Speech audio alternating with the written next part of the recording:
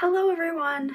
So this video is going to be going up a little later than usual on my Sundays because this week has just been totally crazy and the quality might not be the best and I don't have the thing I usually film on, so it's a little crazy right now. We're going to cross our fingers and hope that this turns out alright. So today I'm going to be discussing the Crimes of Grindelwald movie that just came out on the 16th. This is going to be an overall review and there are going to be spoilers, but skip to the end and I will be doing an overall review. I'll leave a timestamp in the description of just the whole movie without spoilers, so just like the gist of what I said here without the details. So without further ado, let's get started. Now I'm going to start out with the bad because that's the way I like to lead it in. This movie had a lot of inconsistencies. I'm going to start with the end of the movie where Credence gets a wand.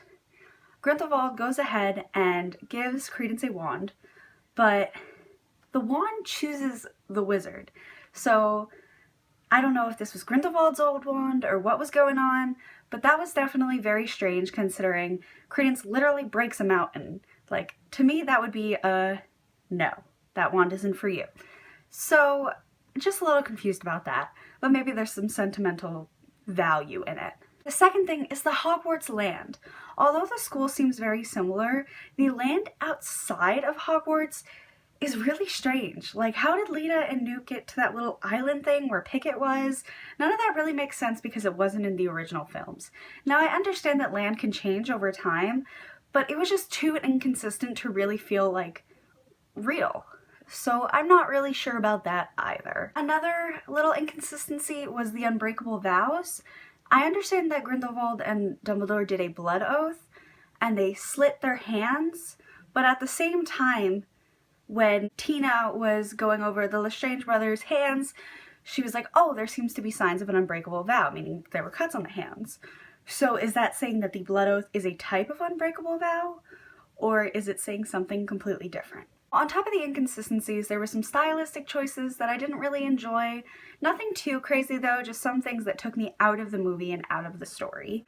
But there were also things like Lita and her line, and how it sort of gave you hints of, you know, who she was, but then just threw it on you all at once, which I didn't think was very good. I thought it was really rushed, as if they were trying to fit as much as possible into only a 2-hour film. And also I found the circus very problematic because they seem to be, in a way, fetishizing Asian people with Nagini, and then, you know, I understand that circuses play up the freak role, but it's just something that I had a personal issue with. But, you know, to each their own. And then when Nicholas Flamel was talking to the book, I wasn't sure, maybe I just didn't see a name, who the lady in the book was exactly. All I know is that it was just really confusing how he suddenly opened the book and was like talking to this girl, but like, who was this girl? Was it his wife? Like, what was going on here exactly? That brings us to the good parts of the movie. Now, despite the bad things that I said, I loved this movie. I adored this movie. This movie was so good. First of all, baby nifflers. Not one, not two, 4 baby nifflers that I saw, which is just so cute. I love baby nifflers. I love nifflers. My favorite creature ever. I love nifflers so much.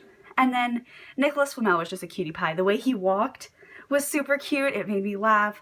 And I just loved him so much, and I love the fact that he showed up at the end, and I wasn't expecting him. I didn't really watch the trailers for this because I wanted to go in surprise, so I don't know if they showed him in the trailers, but let me tell you, he is perfect. He's exactly what I was imagining and more. Now on top of that, there were some really cool parallels that I noticed throughout the movie, so I'm just going to get into those here, and then lastly, we'll talk about a couple theories that I have. So the first parallel that I noticed was during the Defense Against the Dark Arts class with Dumbledore, where he was teaching them how to counter a Boggart and just using like the charm and everything, and it was so good. It reminded me a lot of way back when Remus taught his Defense Against the Dark Arts class. It was set up the same way and everything just seemed very similar, and it brought me back to that movie, and it's one of my favorite movies, so I really enjoyed that. So the next thing is the Fiend Fire at the end of the movie. Now, I did notice another booktuber had a kind of issue with that, and I understood where she was coming from, but I had a completely different take, so I'm going to put mine here, and then I will link Christine's video down below so you can see what she thought of it as well, because, you know, she's Christine and she's amazing. you know. Um, so for me, with the quote-unquote inconsistency of the age line and the Fiendfire, I figured the age line and the Fiendfire that Grindelwald used were very similar. Like, they used the same kind of charm in a sense that if you weren't old enough to put your name in the Goblet of Fire, you were gonna have an issue with it, you know? Like, it blasted you backwards. And Grindelwald, the more extreme version, if you weren't completely devoted to his cause, you were gonna die if you crossed that line. So I think they had very similar magic, and that's why they chose to put the blue fire instead of like a regular colored Fiendfire of like yellows and oranges and all of this. So I think that was actually very, very clever, and I noticed that immediately and I loved it. Really good. I enjoyed that. It was so good. So now I'm going to talk about some theories. I don't have a lot, but I like the fact that Grindelwald and Dumbledore possibly had like a summer romance going on, you know, a little summer lovin'. That was really cool. Like, that was super cute, the way they like interlocked their fingers. And, you know, Dumbledore saw Grindelwald in the Mirror of Erised, which means that Grindelwald is someone he desires most. It's what he desires most in the world, is that relationship. So it makes you wonder if he still has feelings for Grindelwald. And I just, oh.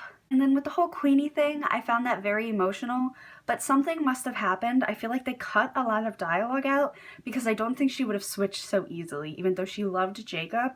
Something happened, and they just, you could tell they cut a lot of dialogue out of the movie to make it action-packed, but I think I would have preferred to see more character development. And the last, like, not theory, but question I have is, you see that Nagini is on the side of the quote-unquote good side, you know? The same side that Dumbledore's on and everything. She abandons Credence, but in the end, when you go to the movies with Harry Potter, she's on Voldemort's side. So what caused Nagini to switch sides? What betrayal happened? Was it the fact that her Maledictus curse completely took over and like Voldemort was the only one who could speak to her?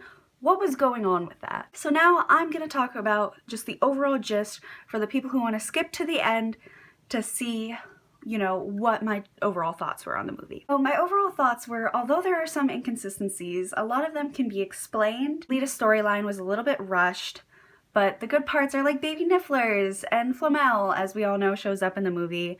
And there was just some really cute moments between Newt and Tina, and then Queenie was as fabulous as ever. It kept me on the edge of my seat. I was always interested in what was going to happen, and 4 out of 5 stars, I'd say. It was really amazing, and I do recommend it. So yeah, I really hope you guys go see it. If you do, leave me your thoughts below, and if you've already seen it, also tell me what you thought.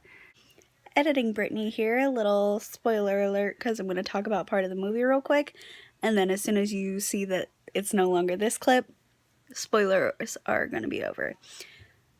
Can we talk about the fact that, like, Lita said I love you at the end, okay? But was she saying it to Newt or Theseus? Because we both know that she loves Newt. So I don't really know what to make of that, but I thought it was very interesting that right before she died, she was just like, I love you. And like, obviously the camera panned to Newt, but then Theseus was like, no. So I feel like she was saying I love you to Newt, but I don't know. What were your guys' thoughts on it? Okay, back to the previously scheduled video. Thank you all so much for watching. I really enjoyed doing this, and if you liked it, give it a thumbs up and subscribe, share it with your book loving friends, and I will see you guys this Wednesday. Bye!